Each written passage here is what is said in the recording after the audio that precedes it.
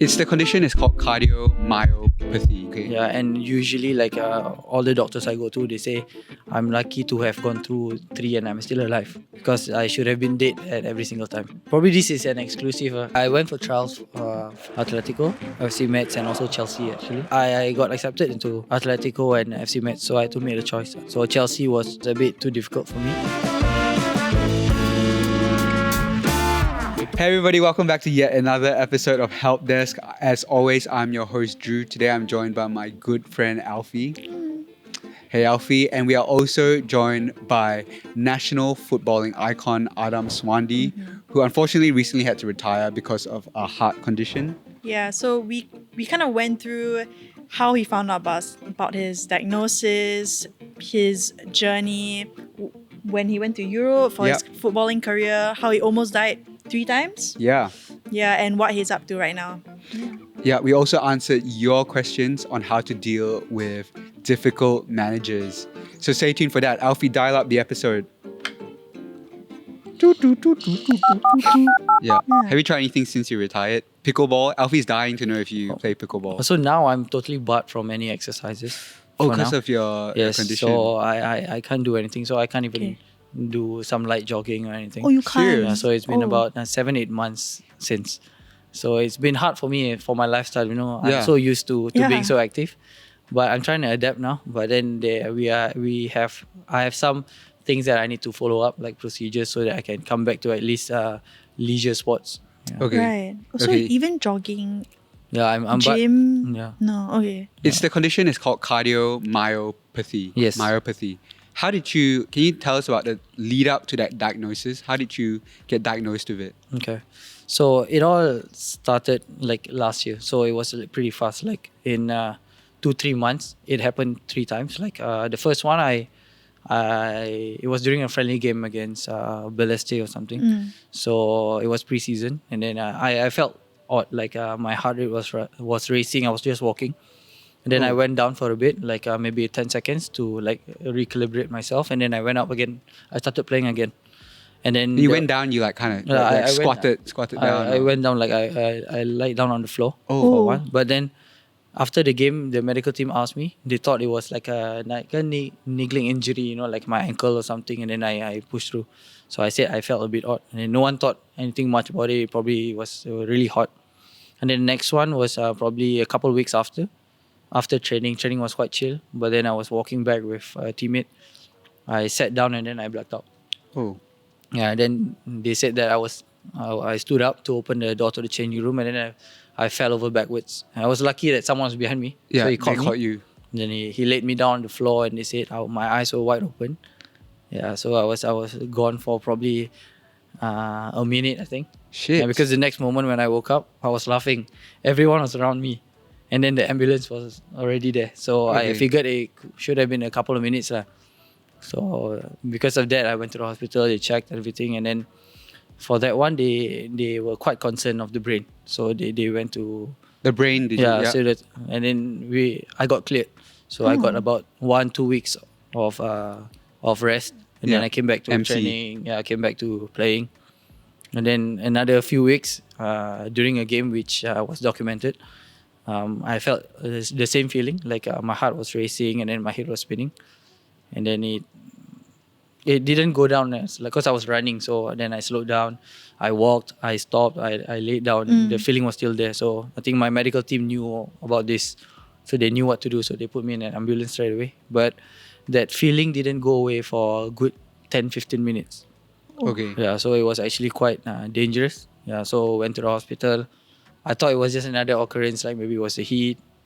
And then we went heat to stroke or heat exhaustion or something. So we went to the hospital and then I got held on for a really long time, a couple of days there, because I think they found something. Okay. Yeah, so they didn't want to tell me first. And then slowly we found out that I have this condition. So we went to get a number of opinions from different doctors, different experts in this line. And then in the end we found out we got this diagnosis and I had to deal with it. Yeah. For those who are unaware, including us, I think, what is cardiomyopathy, if I pronounce it so correct? it is it's a scarring in your heart. Okay. So that causes your heart functions to not work as per normal. So for mine, it goes irregular. Like the beats don't go in a rhythm. Yeah. So that causes like I'd say it's like a sort of a heart attack. Okay. Yeah, and usually like all the doctors I go to, they say I'm lucky to have gone through 3 and I'm still alive. Yeah. Because I okay. should have been dead at every single time. Yeah, Jeez. so Okay. so that's why I'm being barred from any sort of activities that will raise my heart rate, because it might trigger it to go into irregular heartbeat again. Is it something you developed throughout your life, or were you like born with like the scarring on your heart? Like, how does that work? So this is we are assuming that this is coming from like a, how to say, like a virus or something, and then it got worse over time as well. Okay. Yeah, so there is no reversal to this. So Yeah. probably the scarring has been there for quite a while as well. But then now, because I'm a sportsman, so I push myself every single day. So the scarring got bigger and bigger, and then this moment it's gone too far. So Right. that Yeah. it's really dangerous to actually do sports or just do anything that raises the heart rate, because it might trigger it to go irregular anytime. Yeah. Yeah. Wow. Yeah. That's crazy. I mean, but do you guys do like regular checkups every Yes. year and things? How did it not So get caught? yeah, so as a sportsman, we have to do that every Yeah. year to get our insurances done and whatever. So I always had this issue with irregular heartbeat, that kind of thing. Okay. Like, but then it's quite common in athletes. They call it the athlete's heartbeat or something. So it's quite common because our heart rate is really low, because we're so used to strenuous activities. So our heart rate generally gets lower than normal. So Okay. those kind of things are quite common. So, but every year they will flag this out like, oh, your heart is a bit abnormal. But it gets normal to me because since I was a kid, they tell this to me every single time. Okay. So it's like, yeah, I know. You look at my previous record. So little did we know it's actually something quite major lah. Okay. So the condition is related to that irregular heartbeat that you've We're not experienced. exactly sure. Okay. But it could be because it's quite odd that it happens like this all of a sudden. Yeah. Yeah. So we would assume that way, but it could also be from an infection or something that happened like quite recently as well. Okay. So you don't mind if I ask this question, but can you bring us to the moment when they told you about that condition? I mean, what was going through your head? What were you feeling? Okay, so I was being told by the specialist that we go to, like our private doctor, and at that moment it was me and my trainer. So it was quite awkward because like both of us, we didn't expect that, because for me as an athlete, it's always an injury, and then there's always a way back to playing again. Yeah. There's Yeah. always a way back, be it 1 year, 2 years, there's always a way back. But being told that professional football is done for me wasn't something that anyone expected, and I couldn't digest it immediately as well. Like we were like doubting it, and then we were like, we're sure there's something that can be done about it, And then at that moment, it didn't sink in at all. I think for everyone in the club as well. I think everyone was like, oh, let's go to another doctor, let's go and see, go another place to get different opinions. But it all came back with the same conclusion. So and then there wasn't a specific moment, but all of that added up to the moment that we all realized, like myself, my family, my club, that actually football is finished for me. Like the chapter is done, because one thing is I'm being barred from doing anything physical as well. So like it actually raised a lot of worries lah, especially because that's my bread and butter, and I have a family to take care of. Yeah. And it's like instantly I'm being taken away from. It's like instantly you're being stripped off from your job. You're being fired immediately. So I think those concerns were at the moment bigger than my health concerns for me. Yeah. Because I always feel like my health concerns are just for me, but like to sustain my family, it's really on me as well. Yeah. So I got caught up in between all those things, but in the end, I got good support from my family and also my club. I think my boss also was really, how to say, he was really in touch with me and my family, and I was always very grateful that it's a smooth transition out of playing football. Yeah. So the fact that I'm still with the club now, it's giving definitely good indications. And yeah, I think in the end it's a bit mixed up. Like there's not one moment that I realized I can't play. Yeah. It's no, I got laid off from football, and then I went a little bit on a holiday just to chill, and then slowly it's like, oh, I'm never coming back to football anymore. Yeah. Yeah. Yeah. Has it sunk in yet? I mean, when did you get the diagnosis? This would have been The diagnosis was probably in around September. okay. Yeah. Yeah, so we had about So, we 6, and we 7 announced months we since- announced it to on social media on in January this year. Okay. So it was about 3 months of getting more opinions about it, seeing Okay. where it's going. Yeah, Do you feel like it's sunk in?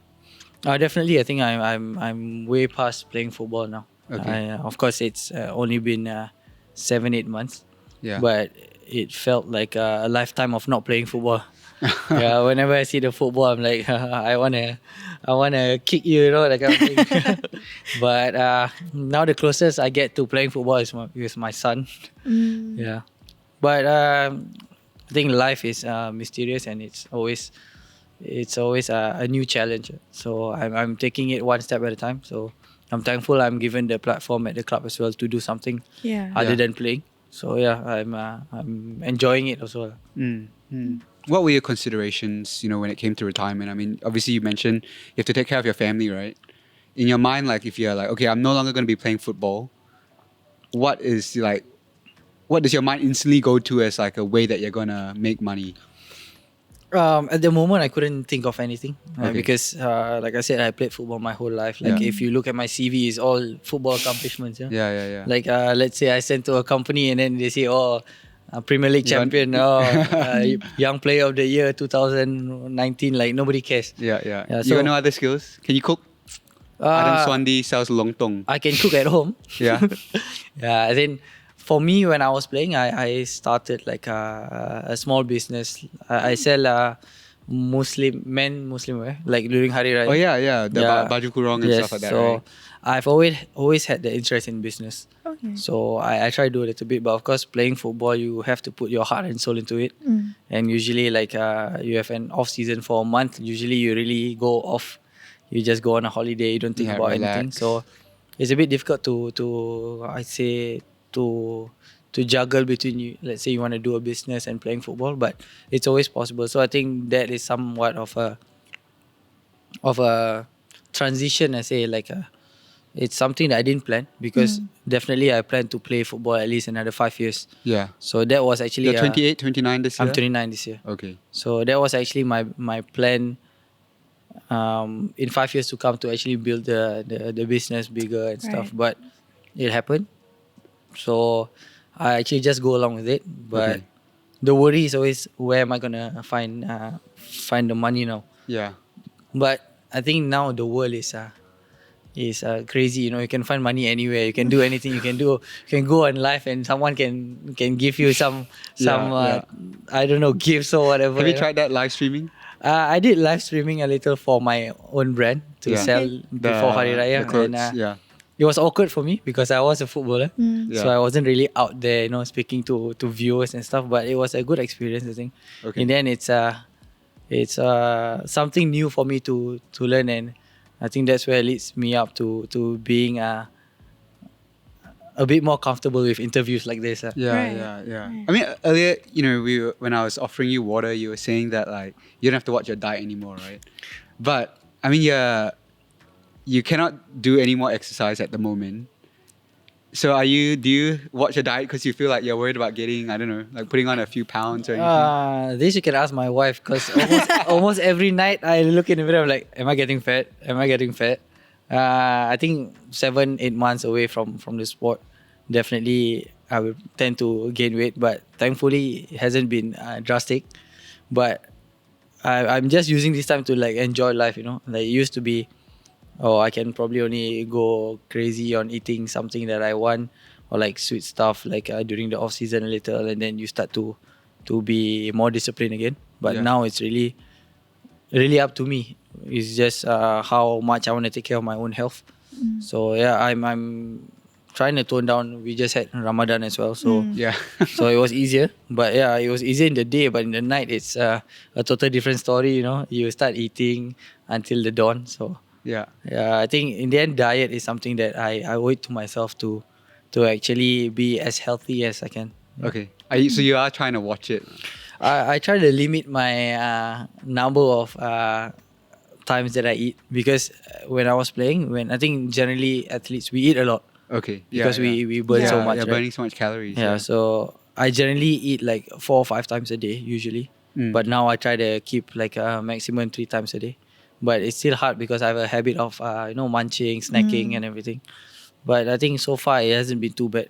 You can see my photo like 8 months ago, and now it's not too bad. You still look pretty fit. Yeah. I mean, you're wearing black. Normally You they say don't people wear have to, black to try and like look slimmer on camera. But I love that answer. I mean, can we talk about life after football? You told us a bit earlier that you are doing some stuff with Lion City Sailors. Can you tell us a bit about that? So Sailors has actually offered me a big opportunity. Like, of course, they have continued my footballing contract. So that's something that I'm ever so grateful for. I think my family as well. So they're still paying you the wage that they were paying you when you were a player? Oh, Yes. okay. So, Wow, that's amazing. Yeah. So my contract runs until end of the year. So they had This year?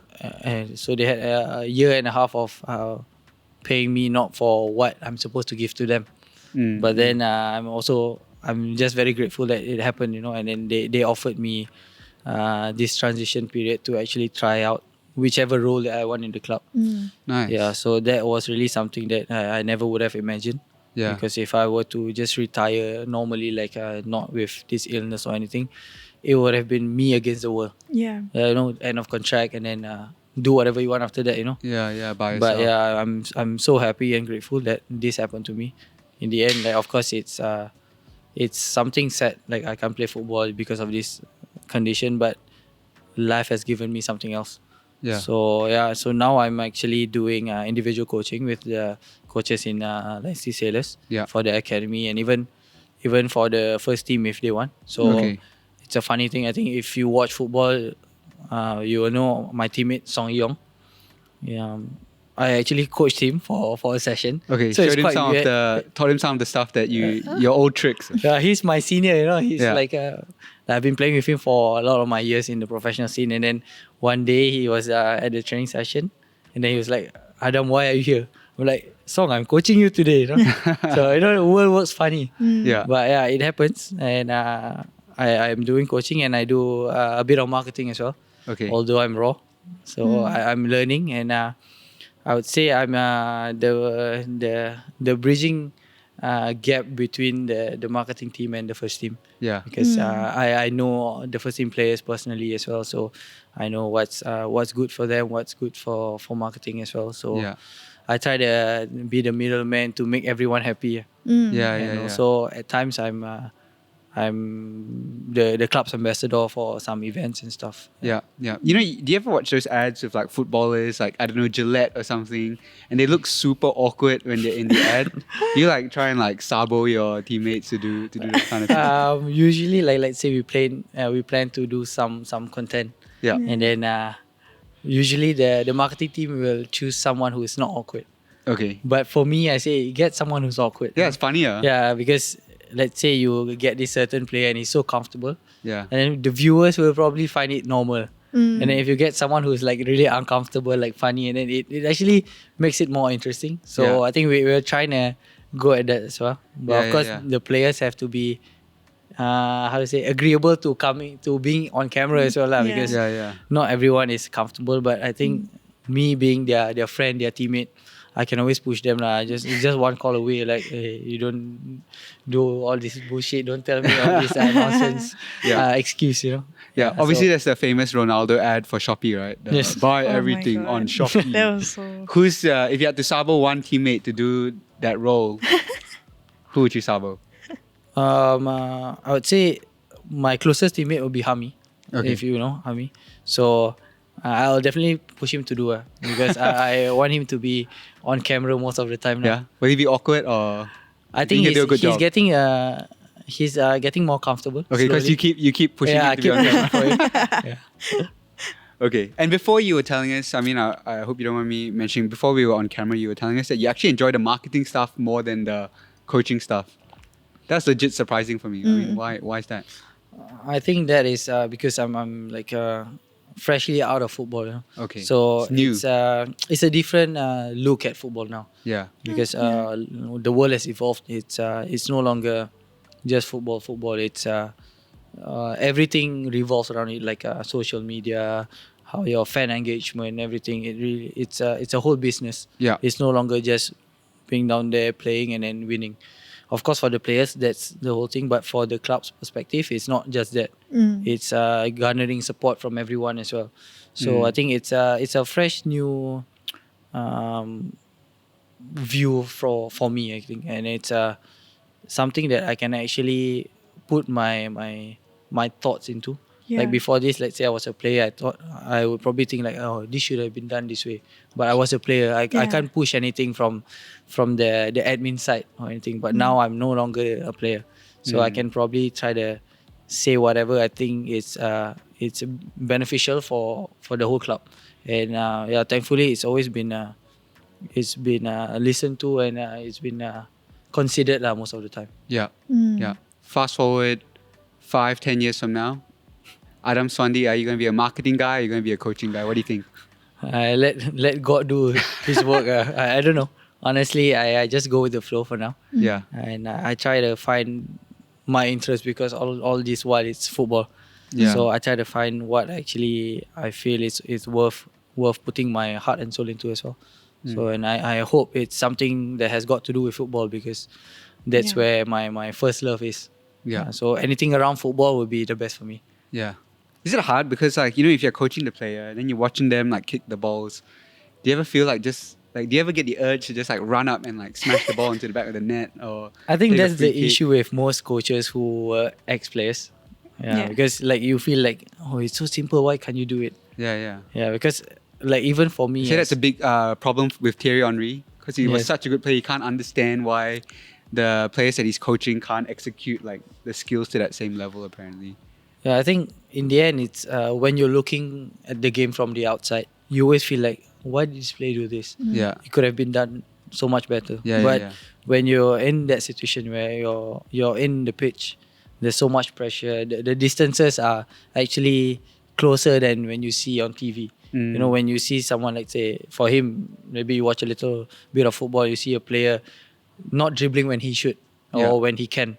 But then if you're in that position, you feel there's no space at all. Yeah. So even for me, when I watch the SPL games, the Champions League games that our team plays, I'm why didn't someone dribble at this moment? And then I switch back. I was when I was playing, I'd probably do the same thing, Yeah. because it's a different feeling when you're playing and when you're watching. Yeah. So in the end, definitely I feel I want to go down there and kick and come on guys, this is so simple. The ball is in front, just shoot into the net. But then there's a lot of factors. When you're playing, there's you'll be tired. There's a lot of pressure as well. So it's always, I think for me as being a coach now, it's always for me to actually put myself in the player's shoes to understand why did the player do that. Because even for me as a player, I did so many mistakes. So why is the player not able to make mistakes? You've already talked about your previous success and where you are now. So how would you, redefine success for yourself? I think now definitely my main target in life is to provide the best for my family. Yeah, I'm a father of one, and my wife is expecting another one in a month and a half. Oh, probably. congrats, dude. Yeah, so that's my main target because I feel to live my dream, something I've done. And of course, I did not achieve the heights of Ronaldo or even the best players in Singapore, but I wanted to be a professional player, and I was. I wanted to be a national team player, and I was. So yes, my life goals have definitely changed. And the fact that I can't play football anymore, it has definitely shifted to something new. But I think my general goal in life now is actually to provide the best for my family and to give my kids and my wife the best life that they can get. Yeah. Boy or girl? Can you say? The first one is a boy, and Yeah. the second one is a boy as well. Okay, Oh. wow. Yeah, so building up to full set of first 11. Yeah. Next generation. So breaking news for your wife. I mean, your dad was a professional player. He wanted you to be a badminton player. You are a professional player. So what do you want your sons to do? My wife and I, we discussed about this a couple of times. Like, Okay. you know, just light topics. Like, oh, are we gonna push him to play football? I'm like, he can do whatever he wants. You know, as long as it's on the right side, it's fine. But I would I can probably understand, like, let's say if he plays football, he might get a little bit of pressure because I was a footballer myself. Yeah. So I wouldn't want that to get in the way of his upbringing or his life. So even if he decides to stay away from football completely, I'm totally fine with it, because I think football has given me so much, but I know the struggles of football. And the reality of it in Singapore is not all rainbows and butterflies. Yeah. Although I'm thankful that I've always been on the better side, but there are many players that are actually struggling, and it's not easy. I think it's not just Singapore. Yeah. It's life in general, and football is one of the. It's a harsh job as well. It's maybe a million people want to be a pro player. Maybe only 100 players are pro players. Yeah. So it's a very specialized job, but it's a very fulfilling now, because you can actually go for the goals and targets that you want, and it's actually quite realistic when you start doing it professionally. Right. Yeah. So for me, I say, do whatever you want as long as you become a great man, better than me. Yeah. Yeah. So can we talk a bit about your footballing career? Okay, I must confess I'm not an avid follower of local football, but this question comes from our producer, who said that you made your name during the Lion City Cup in 2011, having your games televised on Channel 5. What are some memories that you have from that tournament? Lion City Cup 2011. 11. Yeah, I think definitely that was the moment where more mainstream media covered me a little. Yeah. So that's where I got a little bit of limelight. How old were you 2011? 17? 15, I think. Okay. I think I was 15 or 14. Yeah, I think at that moment it was like, oh, this is my life, you know. I feel like everyone's looking at me. And like I said before this, like, if it was now and the media is totally blown out of proportion, it might be crazy for me, and I might actually go on a downward spiral. So I'm thankful that it was only that much at that moment of time. But yeah, I think it actually kick-started there, especially because people started to notice me, and then I started to get more opportunities in football, like going overseas for trials and stuff. And that moment, it was special to me, because I was playing with a group of players that were all my age. Like we were brothers. We were living together, shouting together, shitting together, and it's like we were closer to each other than with our own families, because we were always traveling, going here, going there. Yeah. So I still have a special bond with all of them. Okay. And who's your best friend from that period? Okay, from my playing days, my best friend was Mohelmi. He played professional for a couple of years, maybe 2 or 3 years, and then he left the game. And then one more is he's still a professional now. He plays for the national team. He's Amirul Adli. Okay. He plays for Tampines. We've known each other since maybe 9 years old. Okay. Yeah, Coming up the system. I was always with him, together. like a fellow batchmate in the national team, in clubs, and he was playing in Sailors for 2 years or so as well. Yeah. I think so. We were really close, and our parents were also close with each other. So he's like a childhood friend turned into a colleague, turned into a, whatever that life can give the name lah. Yeah. So I think football has given me more than just like a career, like money and stuff. It's given me lifelong friends as well. Yeah. So then you mentioned that you got to go do overseas trials. I think quite famously it was like Atletico Madrid, Ajax, right? And Metz that you eventually signed for. Yes. I went for trials for Atletico, FC Metz, and also Chelsea actually. Okay. Yeah. Wow. So those were the 3 clubs I went for Oh, trials. so not Ajax. Not Ajax. Oh, Yeah. okay. So how do you make that decision to go to Metz instead? I mean, on Wikipedia it says like that you like their youth system, but was it really better than Atletico and Chelsea? Okay, I probably this is an exclusive. So, Okay, that's what we want. I'll say it out loud that I got accepted into Atletico and FC Metz, so I had to make a choice. I had to make a choice. So Yeah. Chelsea was a bit too difficult for me. Like it was really quite out of my league because that was the first place I went to for my trial. Okay. So I went for a trial in one shot. So the first place I went to was Chelsea, and it was quite a shock to me because the players were not Europeans; they were mostly Africans, Okay. and they were like twice my size. Yeah, the physicality is Yeah, just. so is I just was different. 16 at point of time, and they looked 32. Okay. Yeah, so it was quite a shock to me because generally I think for those who play football or watch football in Singapore, they know that I'm not physically strong. I'm not on the physics side of the game. So it actually gave me a bit of like a wake up call, like, oh, this is how football is like in the bigger world, in the European world. Yeah. And then I did not get a place there, so it was a huge experience. And then I went over to Atletico.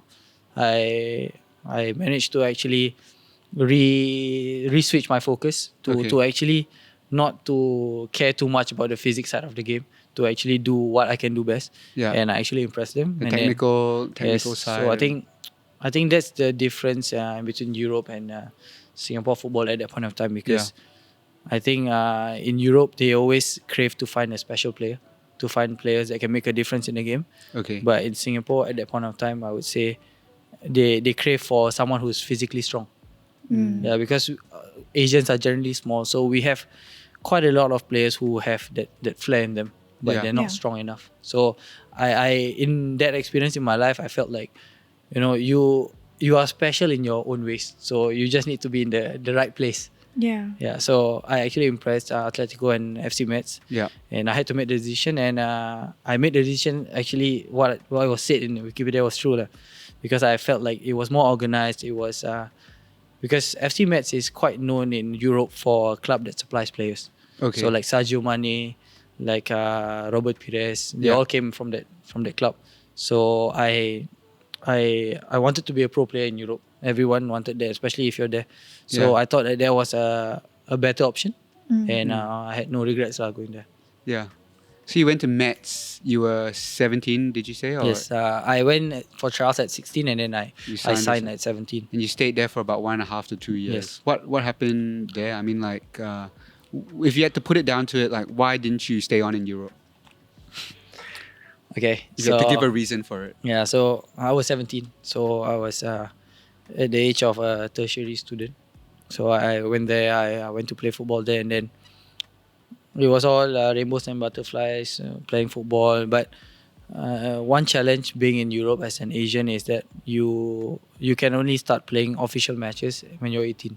Oh. Yeah, Okay. so we are foreigners. Yeah, Oh. so you needed that age thing to be done before you can play official matches. Okay. Oh. Yes. Because otherwise It's it's like like, a- child labor or Oh. something. It's Is something that- I don't know what's the reason, but I needed to Oh. get my licensing when I was 18. So Okay. I went there at like 17 plus. But So locals can play yeah, by because 17. for the European system, like every European is a local. Yeah, So because they yeah, have, Yeah, it's like yeah. the Schengen area. Yes. the Oh, but EU if it's passports. foreigners, then they can't yeah. use So you for before Asians, 18. South Americans, Oh. Africans, like we had to Interesting. wait till we're 18. But Okay. I feel like for the players who are coming from Africa, from South America, it's always easy because they can hold dual citizenships. Right. Yeah. Yeah, but for us, it's a special case. So I really had to hold on to my citizenship. So I had to follow through the proper channels. So I think it wasted a bit of my time in a way that I couldn't play competitively for about a year. So, but it was fun. Like, it was always a time for me to adapt to a different kind of environment, football, everything. Yeah. And then I turned 18. But as you know, in everywhere in the world, it's not as efficient as Singapore. We're so used to Singapore being so efficient. Like when you turn 18, you can straight away apply for your license to drive and everything. But over there, it's always a process, you know. Oh, we are processing. So it took a bit of time as well. Okay. And then time kicked in, and the letter came to my house. The NS letter came to my house. Oh. And then we had to make a decision whether I wanted to stay on or to come back for NS, because the FC Metz actually offered me another year of contract when I was 18 to 19. Yeah. So because they too understood that I couldn't showcase whatever I had because of the licensing. Okay. So they wanted me to stay on for another year minimally. Yeah. But then my family and I, we made a decision to come back for NS to get it over and done with. Okay. Because I think in my mind, it's, let's say I do well, I'm still going to be a Singaporean. So let's say I do well in 1 or 2 years, and then I still have to come back for NS. Yeah. So it would actually be like an anticlimax. Like, you know, I'm going to be a professional in Europe, and then suddenly I have to come back to do my NS. Yeah. So I thought that what better option is actually to just get my NS over and done with, and then go back to playing football. Okay. Okay. When you were there, I mean, in the youth academy and playing, I guess, could you play reserves or even reserves? I played under 19 and 17 and the reserve team. Okay. What was it like the skill difference? Do you feel like you could hold your own? Like I said, I think what probably was quite out of the world to me was the physicality. Yeah. But I think technically I was always there to be able to compete. Yeah. So Nice. that was something that it was just within me to actually push myself to use what are my pros, I would say, what are my skills. Yeah. So it was actually quite okay. Okay. Like for me, I think, of course, football, there's ups and downs. Sometimes you don't do well. And then sometimes, you know, you pick up and then the momentum is there. You do so well for a couple of months. But I think the vast difference in football over in Europe and in Singapore is the hunger to be a professional player. Yeah. Yes, because I cannot blame us Singaporeans for being like this. But Singapore, it's a well-developed country where you can get any job and you still can live. Yeah. But in Europe, let's say you become a professional player, your whole family gets out of poverty. Yeah, so it's you're fighting for the world. Yeah. And over here, you're just fighting for your dream, probably. And even if you don't achieve your dream to be a pro player, you probably work somewhere else and you might probably earn more. You know, you never know. Yeah. In Singapore, there's so much options. So I think that mentality is something that is a bit hard to change. Right. Even for me right now. Even though I've seen it in real life, I've experienced it. But it's, you know, like now I'm done with football. I think if I was a European player, it's done for me. Like my lifestyle will probably change totally. But now I'm a Singaporean, you know. Yeah. I always think there's always other opportunities for me that can actually pay me the same or better, or, you know. Yeah. Yeah. So I think that is actually the main difference. I think it's the quality is always there. Of course, football is always there. I think when we are younger, like you said, the Line City Cup, even us as Singaporeans, we were winning, you know, Newcastle, we were winning all these teams.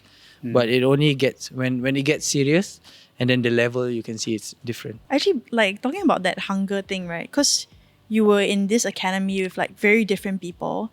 Like, did you have to like compete to be the best? Because you kind of have to show that you're the best, right? So how did that feel compared to like Singapore when like all of them are, like your friends? Yeah. I think it's a good question. I think not many people actually ask me about this, but like you say, I start with Singapore. Yeah. So let's say I was growing up with a bunch of players from the Line City Cup days, for maybe 20 players, and it's roughly those players who always represent the country. Yeah, so like maybe you know them two really. go Yeah. out and then 2 new ones come in. So you roughly know who's the main players of the certain age. Yeah. But in Europe, it's totally different because you are not just fighting for players coming from France.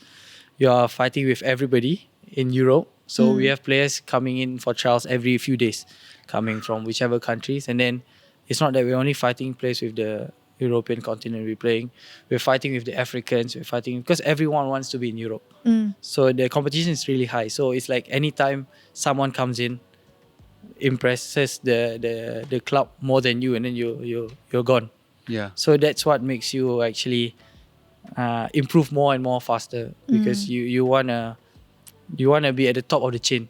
you don't want to be the one that the club is considering. Maybe we should just let this guy go because we see this guy has more potential. So I think that is the difference in whatever you're asking. So I think that's the perfect answer I can give to you, because the amount of talent out there in the outside world other than Singapore is unbelievable. Yeah.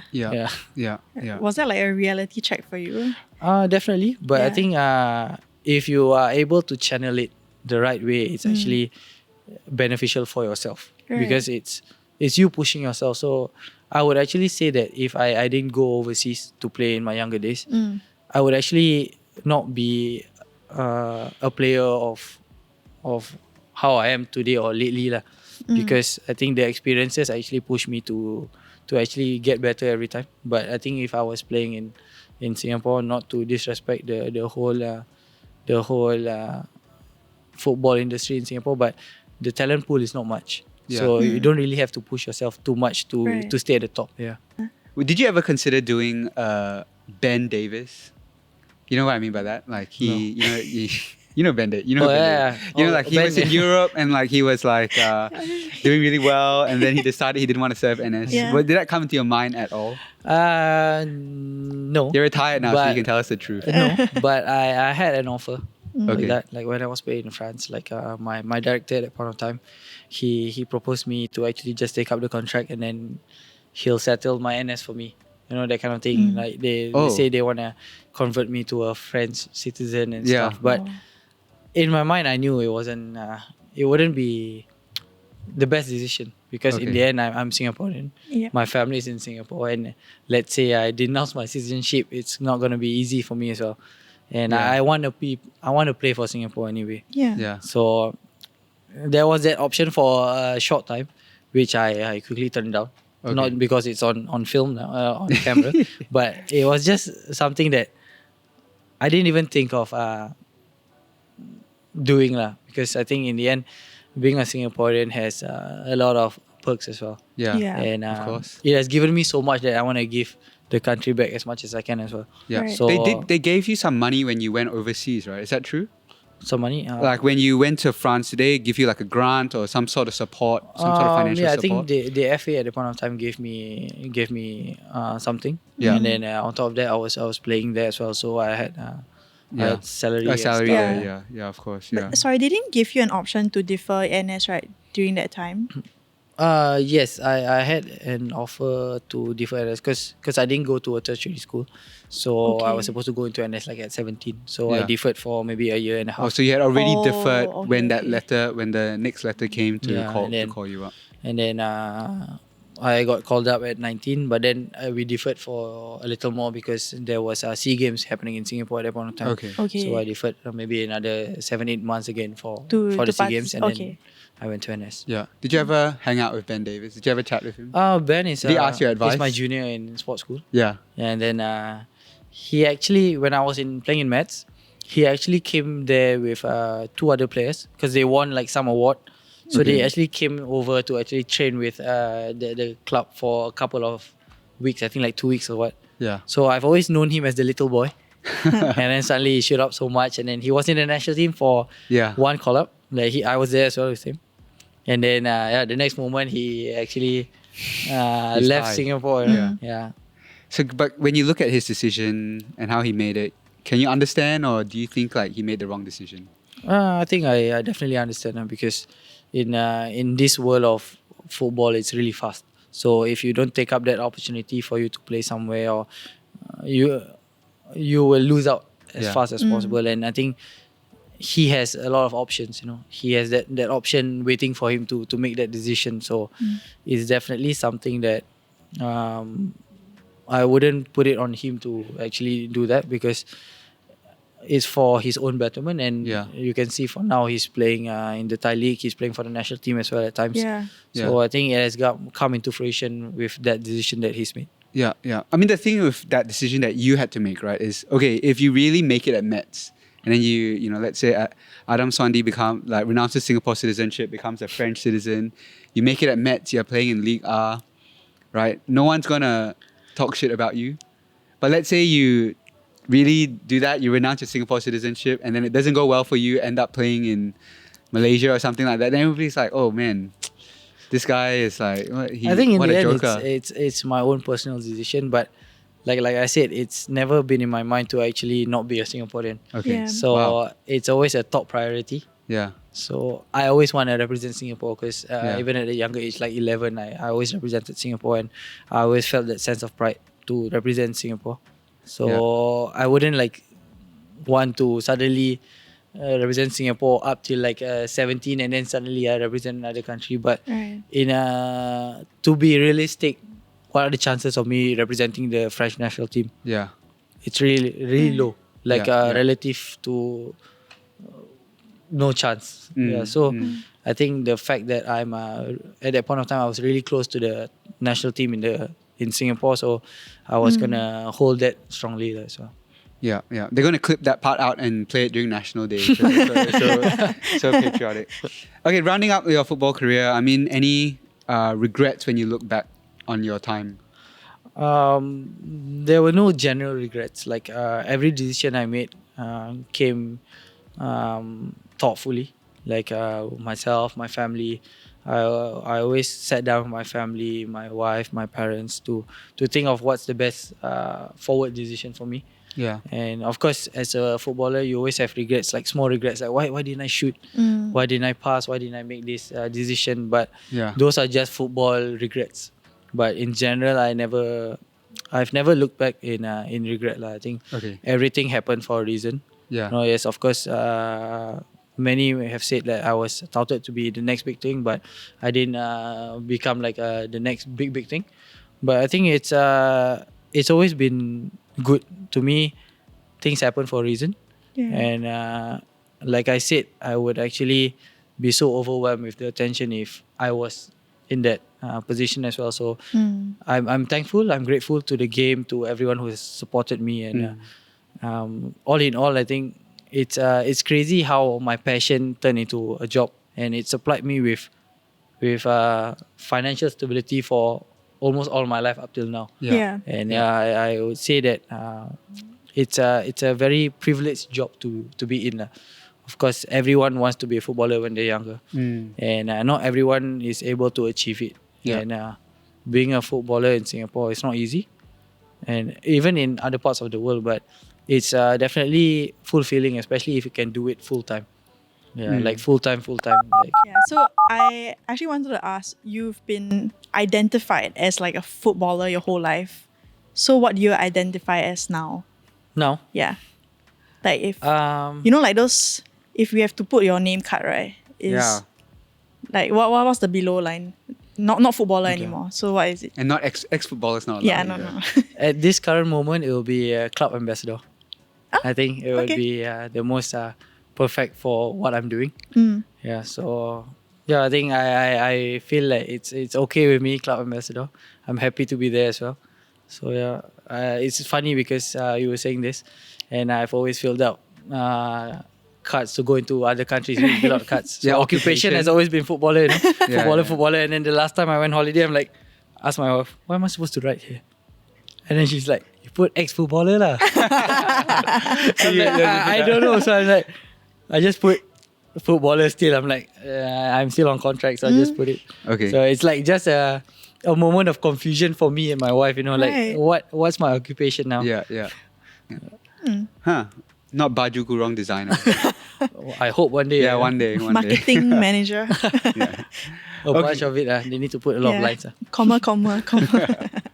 Multi-hyphenate. Multi-hyphenate. Okay, let's move on to the audience submitted questions. So these are questions from our audience that they've written in to us asking for advice. Are you ready for that? Before we head to it, if you are watching this right now, if you have a decision that you're trying to make, some sort of big life decision, maybe even a small life decision, you can write into us at the link that is on your screen right now. You can find that same link in our show description. And who knows, you may get someone as talented, as fun as Adam Swandi to answer your question. So you can write into us there. Okay, you ready for it, Adam? Yep. Let's do this one first. This one is by One Man Show. One Man Show writes, the manager that hired me quit the company, which was followed by a mass exodus of my whole team. The interim boss style is super different and I feel way more stressed working under him/her. I do have a bond to serve for a few more months and breaking this bond incurs huge financial costs. I find that I can't bear at this time as I'm still paying off my study loans. But I feel my mental health declining into darkness by day. What should I do? One man sure wants to know, what should he do, I guess, because it's one man show. What do you think? New manager, new boss. Have you experienced this before? Definitely, I think I had a fair share of a similar situation. Yeah. I think as a player, the coaches come and go as well. And not everyone you are able to work with well. Sometimes some coaches you work with perfectly. You are over the moon, and some coaches you are just a passenger to them. Yeah. Yeah. So it happens in life, but I feel like in these moments you always have to be true to yourself. You have to hold your head up high. Yeah. Because you have a value. I think even for me, towards the more later stages of my career, I held on to my own value, because yes, everybody values you a different way. Someone likes you, someone dislikes you, someone thinks that you are the best player, someone thinks that you are probably not even worthy of being a pro player. But as in this situation, I think you just hold your head up high and do what you think is right. Of course, a new manager might not think that whatever you do is right. Maybe it's the first impression that's going to last the whole time. Yeah. But in the end, you have to do it for yourself. Because let's say you do it for the manager, you want to please the manager, you will feel like you're just a bootlicker, Yeah. at that point in time. Yeah. So I think whatever it is, if you have to go against the manager or whatever, of course it's going to be, it comes with consequences as well. But I guess it's better to face the consequence with something that you believe in, rather than you just go with the flow and then you suffer mentally, like it says. It's tough. I understand in that position. I've been in that position a couple of times as well in my life. What was the craziest thing a manager asked you to do? Like, did they say like, hey, Adam, I see you as a ball playing centre back or something like that? Something like completely out of what your vision for yourself as a player was. That is actually a compliment, you would say. Okay, yeah. I think for me the worst was I see you as a ball boy. Nice. A coach was actually speaking to me like in front of everyone. He was shouting to me, and he actually said like at that moment I just probably came back from France. For a couple of months I was playing in Singapore. I was doing NS as well. So it's like somewhere along those lines of how do you go to France? Why are you playing like this? If you're playing like this, how are you even good enough to go anywhere? So at that moment I was maybe 20, and I felt like it was the lowest point of my footballing life. Okay. Shit. But in the end I held true to myself. I realized that, like I said before, so in the end my value is always there. It's just that some people don't see your value, but some do. So eventually I left the club. I left. But before I left the club, the coach left as well. Yeah. Okay. So the world works mysteriously. But when I left the club the next year, I actually rose back again. Yeah. So I think it's always, the grass is always greener at some place lah. So, Yeah. Any thoughts? I mean, you've had a few different managers at your time working here. I think, it's damn tough. Okay, context. Don't be scared lah, don't be Drew scared, was just my say. manager. That's why he's asking. I really don't know. More stress. I feel like more stress when I can't speak to them. So I think like it's very important to be able to speak to your manager, and that's why I totally understand like how difficult it can be, especially if someone's like not receptive. Yeah. Drew was very receptive. Thanks and for including that. Very, very, very, very good manager. A pay raise waiting for you. Yeah. I'm not a manager anymore, so anymore. I can't You can influence push for that it, part. no? But I could put in Still some a words senior, behind. so I think it works. Yeah. Yeah. I mean, like looking at this person's situation, right? You have a bond to serve, and you can't bear that financial cost. Yeah, I mean, talking to your manager might help. Maybe talking to someone above that person to say like, hey, this is not working. Can me? Maybe like if you really feel like you can't speak to this person, you can say, for some reason I can't find the work chemistry with this person. Can I rotate to somewhere else? Can I be put in a different team or something? That's scary. That's It takes like, guts that's a bit. to do that. Yeah. Like, Do you ever have to talk to the managers? Yeah, I had my fair share of this kind of things. Yeah. But it generally it comes with consequences, like I said. Yeah. And whether you're willing to go through it, lah. And at that moment, I was willing to go through it. Okay. Right. Because I wasn't just gonna be a passenger. Wasn't just gonna wait for things to happen. I needed to make things happen. Yeah. So yeah, I went above, Yeah. and then got down. Wasn't happy. Spoke to him. I wasn't happy. He wasn't happy. Blah blah blah. Yeah, but Like privately or in front of everyone. privately in front of everyone. Okay. At times when he could say something to me, he would say in front of everyone. I would say something back to him in front of everyone. So it happens, It's we are all adults in this current time. Yeah. So when I was younger, I'd probably just listen and just take in, even though I didn't agree. But I'm an adult now as well. We are. For me now, I look at a coach. They are colleagues as well. Mm. They are just doing their job, and we are doing our job.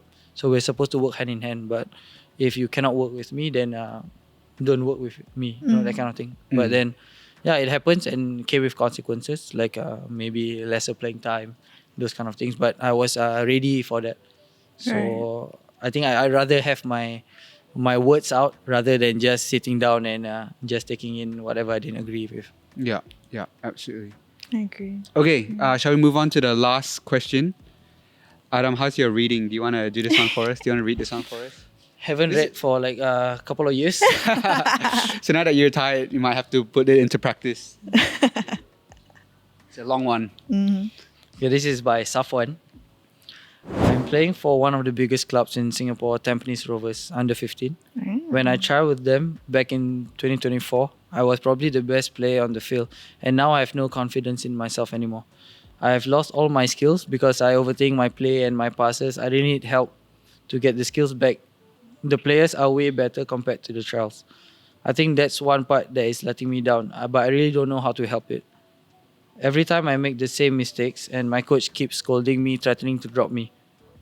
He actually once told me to get out of the field during a game because I already played like shit. From that day onwards, my confidence has been the lowest ever because I dropped from a striker to a centre back, and I still need time to adapt to the new position, but I just can't help it. Wow. I just get worse day by day. He's spiraling. He's spiraling.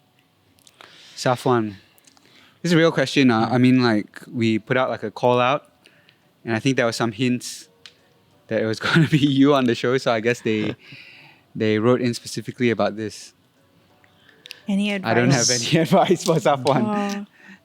I think Only play it's Football Manager. It's quite common, especially when you are in your youth days. Yeah. I think for me as well, and I can speak only for football because I've been in football. I cannot speak for other jobs or other professions and everything. But it's always the confidence in you that you need to always uphold. Like I always say, you need to value yourself. You need to put a certain value to yourself because not everyone values you the same way as you do. And then I have had this situation as well. Even when I was playing pro, I lost confidence. And for those of you who watch football, who watch me play, I'm a player with I enjoy dribbling. I enjoy showcasing my talent, which is dribbling, and I like to include flair in my game. But not every coach likes that. So everyone wants to be more efficient. Everybody wants to score as soon as possible. But at a certain point of time, it's really similar to Safwan. I think I actually lost my confidence in doing what I do best. Yeah. So I actually did what the coaches wanted me to do. Yes, at that point of time, it seemed like I was doing the right thing. I was getting playing time. I was playing, but I lost my essence as Adam Swandi. Yeah. I lost myself, I'd say. What makes you special? Yeah. So I was just an ordinary player that somebody else could replace. Yeah. So and then I don't know what sparked that thought in me that, hey, I'm no longer special if I do this. So I actually one day I just like literally say, I want to go to training and start dribbling. Even though the coach scolds me, I'm like, whatever, this is my style. Okay. So and then it happened, And of course, it wasn't easy because when you make a lot of mistakes, coaches generally will not like it. But I think it's something that I want to be, because I feel like I want to be true to myself, and I want to be of my own identity. I don't want to be a player who's versatile, but it's not special in any way. Yeah. Yes. So I think for him, it's just about getting your confidence back. That's the most important, and always hold your head high, because not everyone is going to value you, because probably he's in a team where a coach doesn't value him too much, and he has other players that he has more interest in. Yeah. But in another club, you might be probably the best player. So actually just work on what's the best thing, the unique thing that you have, and just showcase it every single moment that you have, because somewhere out there someone's going to recognize you. Yeah. There are a lot of instances where players, especially in Europe, players seem like they're going downward. Their career is finished, and then they leave and they go to another club, and then suddenly they go back up so fast. Yeah. It happens, and even in Singapore, in the youth leagues, it happens a lot of times also. Like I see some players, let's say they come to, like in his instance, he said he did well in the trials. Yeah. So amongst this group of players, you look the best, and then you come into the team where everyone is actually good, and then you just suddenly become mediocre. Yeah. And then it's hard for you. I think it's not so much of what people see, but it's for yourself. Like, I was the best player, and then now I'm just like a normal player. I think that is something that he is having to deal with, and I've dealt with it before. But in the end, you just muscle through it and always hold your identity, because that's why people take you in as a player. Yeah. Actually, can I ask what kind of player do you think you are? Someone who is very hard on yourself, or someone who is fairly optimistic? I would say I grow from time to time. Right. Yeah. At some point, I was a little bit selfish, I would say. When I was younger, I wanted to do things out of the team's plan. And then at some point, I was the versatile player. Whatever the coach wanted me to do, I did my best. And then I think later stage of my career, and then I found my true identity, which is to actually play with my own style, but try to be efficient. I think that's how you mature as a footballer. Yeah. Because you have different stages in life, different clubs you play. Whether you're playing in a winning club, you're playing in a club who's fighting for relegation, you're playing in a club who's in mid-tier. So it always brings out a different version of you. Right. Sometimes if you're playing for a big club who's always winning, it's easier to take a risk because your defenders are better, for example. Those kind of differences. And I think all these experiences have made me grown and matured as a player to actually be as efficient as I can, but also hold true to what I believe in and what my specialties are. Right. And when was that like moment when you think you found your value add to the teams? I played with Albrecht Niigata, Singapore. Yeah. That was the year that I actually felt like I actually burst back into the scene. Yeah. I won the league, I won the cup. The team didn't lose a single game in the whole season. Yeah. And then I got Young Player of the Year. So I felt like that was a huge stepping stone for me to actually come back into the footballing scene. Yeah. Because before that, couple of years, like 2-3 years before that, it was me transitioning out of NS, trying to find my feet into the game again. And then I think that was the year that actually made me believe again in my hopes and dreams. And then You were the only Singaporean player, right? A first Singaporean player. Yes, at there was Albrecht, right? there was another player, Shahul. He was a goalkeeper, but he didn't feature for the club because our goalkeeper is a legend himself. Yeah. Yeah, so I was always the regular local player. Any advice for Safwan? Well, spiraling is terrible. You just keep spiraling and it's very hard to come back up. So I think like the finding your value might be the thing that holds your ground. So like, I know I can contribute in this area. And then that part doesn't really shake. Like some things like, okay, wait. Let me try and put this in like football terms, if I possibly can. Floorball terms. Okay, floorball. Forget about terms, floorball. If you're an attacker in floorball, maybe you're not the best shooter, but you are good at like directing the ball to like certain players. Yeah. So you focus on that skill and you direct the ball instead of like always aiming to shoot. So I think that's something there. Or like if you're speedy, then I had this game when I was like in Sec 4 where like I was targeted and my coach was just like, okay, you just keep running in circles and let them chase you. So I ran for the whole game. Like I barely touched the ball. So that was my whole game. And I think I contributed a lot, although I never touched the ball. Yeah. But I didn't, eventually they changed strategy, right? So I think finding your value and sticking to it holds more, one value holds more promise than like multiple small ones. Yeah. Yeah. Yeah, actually that's a really good point that both of you guys made about like your value, right? Because I feel like that applies even to like work, right? Like because you have to play different roles in work.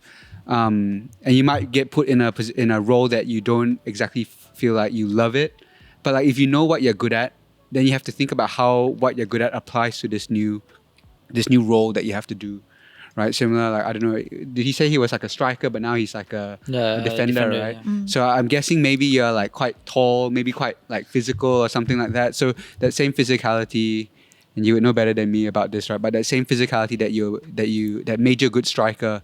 You have to start thinking about how you can use that as a defender. No, I think it's a point that he shouldn't be discouraged because we have a lot of living proof that players from strikers become defenders. Like I'm sure Safwan, you know, Irfan Fandi, he was a striker. You know, he was playing with me as an attacker for the longest of time, and then one day suddenly he went into a central defensive position, and we're like, what are you doing here? But in the end, he flourished in that position. So sometimes. A coach's decision is for the best for you as well. So sometimes you just have to muscle through. You just have to push through, and you see sometimes there's a light at the end of the tunnel. So you need to try. You need to explore a little bit as well. Yeah. And look at him. He's one of the best centre backs in the country. Liverpool legend, maybe one of the best centre-backs to ever play in the Premier League, Jamie Carragher. He started as a striker and ended as a defender. Trent Alexander-Arnold started as a striker as well. And now he's a right back, I guess. We're lucky that Jamie Carragher didn't stay as a striker. Yeah. He'll be dreadful at that. He'd probably be... He just had passion, you know, and his skills are a little questionable. And I guess he could talk well as well. Okay, I've got one last piece of advice for Safwan. He mentioned he was a youth team player at Tampines, right? Yes. Tampines Rovers. Why don't you go to a club, Lion City Sailors, where I heard they have a very good coach who works with the youth team players. Singapore footballing legend Adam Swandi. I heard he's really great at marketing as well. Yeah, really good at marketing and baju kurung. So he can set you up the whole deal. But maybe you can go get coached by him. What are your PayNow numbers? We'll talk. We'll chat about it after. Okay, I think that's all the time that we have on today's show. Hey, thank you so much for joining us. Thank you so much for sharing about your life and the diagnosis. I think. I don't know if you felt that way, but it seemed that you had some trouble talking about it. But I appreciate you sharing about it with us. Yeah, as well. it was very raw. Actually, I felt like you were sharing your experience from like start to now. Yeah, so thank you for that also. Thank you guys for making me comfortable. I try my best to be as comfortable also. Yeah. No worries, that was awesome. And thank you to you guys for tuning in and for staying with us till the end. Thank you to Audio Technica for powering the audio for this podcast. We will catch you guys in the next episode. Bye.